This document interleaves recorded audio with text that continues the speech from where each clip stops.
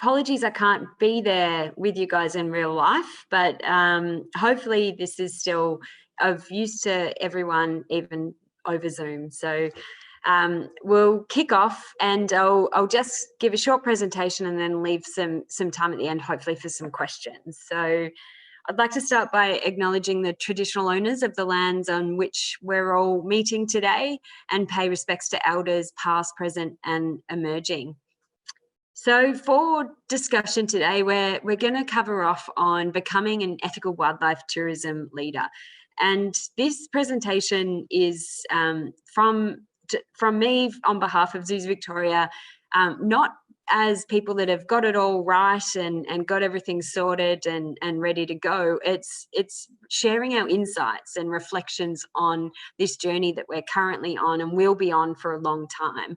And so I think that's really important to acknowledge from the get-go, that we're still learning and evolving as we go. And from the zoo's point of view, you know, Melbourne Zoo's almost 160 years old. So there is a lot of history, and there's a lot of focus on where we're going from here. So that's the perspective we're coming from. And I'm a scientist by training, so animal welfare science and psychology is my background and training in this space, and this is really relevant to this topic in particular. So I'm one of the executives at Zoos Victoria, and we run, so my team do the conservation programs and animal welfare science across the 3 zoos. So that's Melbourne Zoo, Werribee Open Range Zoo and Hillsville Sanctuary in Victoria.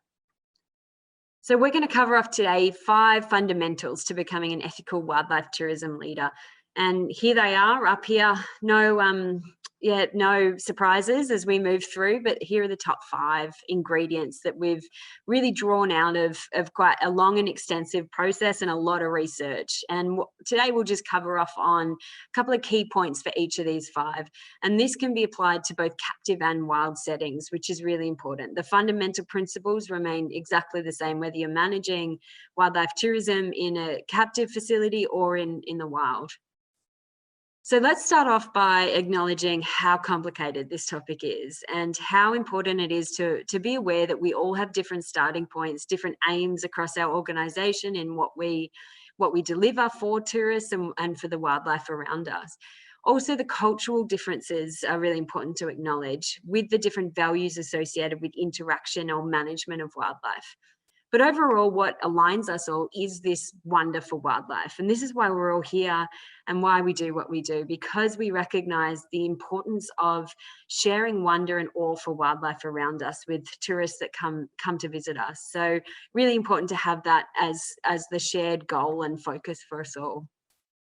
So number 1, know your community. This is so important to get right and spend a good amount of time really understanding the audience and the demographic behind delivering what you guys do for your organizations. And so a key part of this is what's called social license to operate. So this is the level of acceptance or approval granted by the community in our organizations and what we do and specific activities and practices. So it is something that can be earned over time, and trust is a key part of this, but it's also something that can be lost if we make poor decisions that aren't reflective of our community sentiment. And so looking through a chain of events of how community sentiment can grow or change or develop over time, often it starts with new knowledge. So a scientific advancement or breakthrough, or just new knowledge becoming prominent for people in the general public. Then we have platforms to access this knowledge and disseminate this knowledge. So in the context of our work, a lot of social media platforms are really key to this and delivering really rapidly the new knowledge and information. This can drive new perceptions and attitudes and social norms in our community. And through consumer behaviour, it can completely transform industries. And we've seen this happen across a range of animal welfare or animal-based industries. So the free-range chicken debate is a really interesting one to look into, but it's completely widespread across so many animal-based industries: racing, horse racing, greyhound racing, and a lot of other production systems as well. And for zoos, it's front of mind for us because our welfare standards are on display to the public. So people can see see our values put into practice. So we have changed over time from very human-centered design, like you see in that black and white image, to more animal-centered design now. And where we're going from here is what we're working on now, and how we bring about this next evolution of what we do. So it's really important to evolve and move as our community perceptions and sentiment changes as well. And we should be leading these discussions, not following them as well. We don't want to just respond to public outrage or reaction. We want to be proactive and shape them, because we are experts in our field and we know what is a productive direction to push things in. So number 2, recognizing that actually good ethics makes good business. So we are in an era, particularly driven by the millennials and the Gen Zs, around really putting our money where our ethics are, is a crude way of putting it. And looking into the tourism industry response, and I know you'll all be very familiar with this, but we've seen a bit of an escalation of movements in this space over the last few years, with a lot of travel companies making really public, clear statements that they will or won't support certain practices that captive or wild animal operators or facilities offer. And more recently, we've moved to actually companies like Airbnb launching ethical wildlife experiences. So using this as part of their marketing, giving the community a sense of comfort that if they book an experience with them, that they can be assured and there's confidence that it's managed in an ethical way. And this is really interesting because the science is there that demonstrates, it's not something we should necessarily be nervous about, because the science is there that demonstrates that people do, when given the right information, want to make more ethical choices. And this is a great study done by Tom Morehouse, where they surveyed people's preferences for 2 different wildlife tourism experiences. One's framed as a bear experience, where you can visit them in a sanctuary, photograph them in natural settings, or a more hands-on tiger experience that involves selfies, petting, and hand feeding some of the tigers. And so they surveyed a range of people from different cultures and communities and asked their preference. And people, when given this information, just expressed their general preference according to what fancied them. And then they decided to do an experimental manipulation where they layered on certain framing. So for the bear experience, they framed it as more ethical overall by giving a welfare rating as positive and a conservation rating as positive. Whereas the tiger experience, they associated with messages around poor for animal welfare and poor for conservation. Then they resurveyed the same people and said, right, knowing this about the ethics of these experiences, how then do you make that choice? And really positive outcome from this is people do then have it show a dramatic shift to make a more ethical decision in their tourism behaviour. And there's been further studies since this and market tourism trends that do demonstrate that people will look into an organization's ethics and put their money where their mouth is in terms of purchasing the more ethical options. And we've seen this again anecdotally in our community around tourism operators switching from one park to another based on the standards and the conditions perceived in what the animals were able to experience. And this is really powerful because a lot of these companies have these online toolkits, and we've got some to support the delivery as well for your organizations that you can have access to for the resource packs.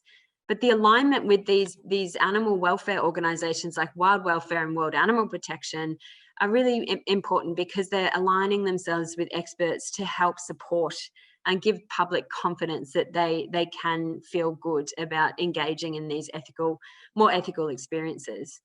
And so this is something that the public are really demonstrating that they care about. So number 3, champion a welfare philosophy for your organisation. And this is really important to get right. And it links back to the social license and giving the community, I think, that confidence and assurance that you guys do as an organisation or as a product have a really strong stance on what you see as good animal welfare. So for us, it took us a few years to do a deep dive review into what would be a good animal welfare code or charter or philosophy for us. And so we've had one for about the past 15 years, but we decided it really needed a redo a few years ago. And that's what tipped off an extensive research and public consultation and staff consultation approach. And we came up with a guiding principle. So 3 key questions: is it justified? Is it humane? And is it effective? And so this provides an ethical framework that informs our decision making. So Zoos Victoria, as a conservation organisation that runs 3 zoos, we want to make sure that the activities that we participate in are justified in delivering on our conservation mission. So we ask ourselves when making decisions, how is this activity or this practice going to help contribute to our conservation mission? Then we go, how will it affect animals? And are we confident that it can be done in a way that's good for animals and good for people? And then we review and we constantly evaluate and we go, right, is this effective? Is it working? Let's collect the right data, make evidence-based decision-making, and then reevaluate. So that continuous improvement philosophy being key to it. And the focus here for the animal welfare component really does need to be on thriving. So we've moved well beyond in the area of animal welfare science, well beyond what we call just surviving. So that's more of an anti-cruelty or preventing suffering approach that gets you to neutral animal welfare. But the science now tells us, and the community are telling us, that this is important to them, that animals in human care live a good life, not just an okay life, but a good life. And so this includes elements of good physical health and good mental health, and this concept of thriving. So this needs to be really key in the welfare philosophy for an organisation. And so key things to make sure that you consider in addition to this thriving focus is to provide really clear and ethical guidelines around values of how we interact with and use animals. It should be grounded in the latest science. We do want it to be aspirational to reflect societal movements as well as the science. And this is about not just writing a code of practice that justifies what we currently do, but setting really aspirational standards on where we want to head and what we want to live by in the future. And then focusing in on continuous improvement and transparency being really important in developing trust with the community. That's such a key part of social license. And so this is something we can support with as well. It's really complicated, quite nuanced area to get involved in, but it's something that we're happy to support other organisations in developing. So number 4, putting this all into practice. Once we know our community, we've got a good handle on what's going on, what our welfare positioning is and our values as an organisation. How do we put this into practice in facilitating what's really relevant for the wildlife tourism industry is human-animal experiences. So we're referring to them as ecocentric experiences. Number 1 thing you need to get right is the animal welfare component to this, but that's not where we stop. So animal welfare, the most important thing to get right in this sense is choice for animals. So ultimately, our knowledge of animal welfare science is the exact same for humans. If we're choosing to participate in a certain activity, we're getting something rewarding or something that benefits us as a result of that opportunity or that behavior that we're soliciting.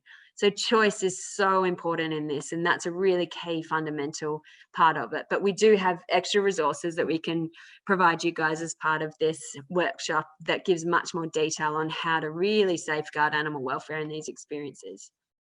But animal welfare, I'd say that's almost the easy part of managing these type of experiences. What is much more complicated and really quite new in our understanding of the science and the discussions around this topic is what we're calling unintended messages that we can send through running these experiences.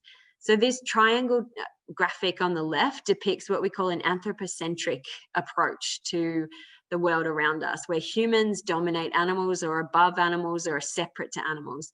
And this is a very unproductive conservation message that we can send the public. That's not what we want. That doesn't result in a nice balanced ecosystem and productive conservation messaging.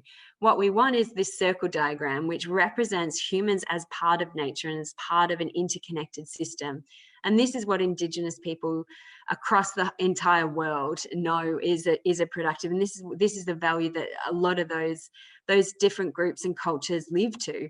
It's not something that we have in the Western world being particularly good at recognizing or valuing, but now we're at a time where this is what's needed to help safeguard biodiversity and conservation of other species, the environment, and humans included.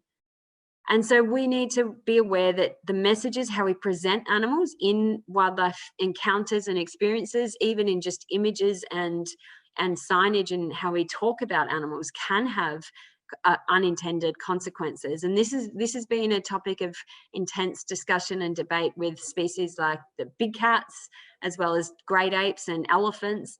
But what we need to be aware of is what happens in our own backyard as well. And so the science tells us that this image and this message, even just a passive image that people can look at, sends these subliminal impacts or messages about that species. So this was a really interesting piece of work that has since been repeated across a whole range of different primate species and native Australian species, that demonstrates that images of humans with a chimp, or chimps in a human environment, can actually make people think that these animals aren't endangered, that they'd make a good pet, and that also they're not in need of conservation help. So this is a very unproductive conservation message. We want people, for the best conservation outcome and connection to animals, we want people to experience animals and respect them for their wildness and their wild nature. And so images of animals in the wild, in a natural environment, are the most productive in getting people to care and show concern for that animal, wanting to support its conservation and not wanting it as a pet, which is just really fascinating science behind these images, and what we really need to be aware of, in particular in our own system. So this has led us to really review our guidelines around native species here, and how we run different encounters, and how we do it in a way that's good for the animals, good for the visitors, and sends the right conservation message as well.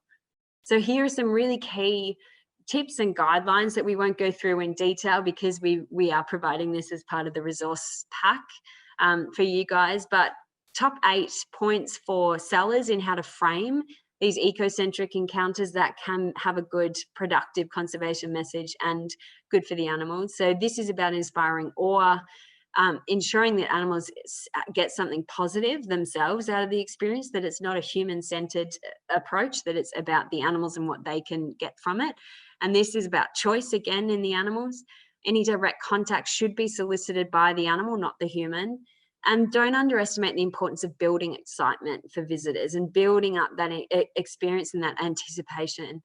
Ensure there's a conservation message that can actually harness the benefits of this connection with animals, and give them a really clear act that they can take to support the species, or more broad conservation messages. And then use this to market the ethics of it. So be proud of this ethical position and use it to market and showcase this, because that's what the research tells us, that people are looking for these standards. And then be very aware of some of the photos and the unintended consequences that can happen from images taken from that experience. For buyers, again, identifying what a good ecocentric, productive encounter can look like. About respecting animals in their own space. Don't touch unless the animal is soliciting that direct touch. Free choice from the animals to participate in any time, but also opt out if they want. Focus on natural behaviour only. Any food delivered is part of their natural diet, and that they have other options to seek food outside of that experience as well. Safety for people and animals is a really key thing to look into. Make sure there's a conservation action or message associated with the experience, and naturalistic settings as part of this as well. And this should help deliver on ensuring that the photo images that can be taken from them are more productive and not going to result in these unintended consequences of images of humans and animals. So lastly, number 5, recognizing that animal welfare is a never-ending journey. And this is really about acknowledging the evolution of the science and how much we now know that we didn't know even 12 months ago, 5 years ago. The rate of improvement or explosion in our understanding across animal welfare and animal sentience and intelligence and emotions is just really escalating. And it's really exciting to know that we're learning more and more about these animals and what they're capable of. But what's important for us to do is then put this science into practice and use them to develop these guidelines. And we can do this by having this value of curiosity. Don't just accept what we've done previously over decades as the status quo. Be willing to challenge things and focus on curiosity, and be open-minded about what we don't even know that we don't know. And that's a huge part of what we need to be focusing in on. So if we put all of this into practice, what is the ultimate outcome that we'll start to see? We're confident that this will result in animals in our care living well and animals in the wild living well. Again, this focus on thriving, not just surviving. Visitors then enjoying and feeling good about their experience. So this positive feedback cycle of seeing animals living well actually results in visitors feeling good about being there and supporting an ethical option, ultimately resulting in increased visitation and bookings and enhanced community support. So a robust, really strong social license associated with it. And then ultimately greater conservation reach and impact. So being good and delivering on these conservation impacts does mean good business and this productive cycle of benefits for what we can deliver for visitors, animals, and the broader environment outcomes. So that's it from me. Now, hopefully I've left enough time for a few questions, if there's any. Thank you, Sally. We have some very smart people in this room. I'm sure someone's got a question, but I think the one for me that stands out, and you've answered it already, so it's not a question, is that whole thing of touch, no touch, and being able to encourage buyers and sellers to both manage that better and make it really clear that it has to be an option of, it has to be a matter of choice for the animal, not the human, because we do have, you know, a lot of the cuddle a koala kind of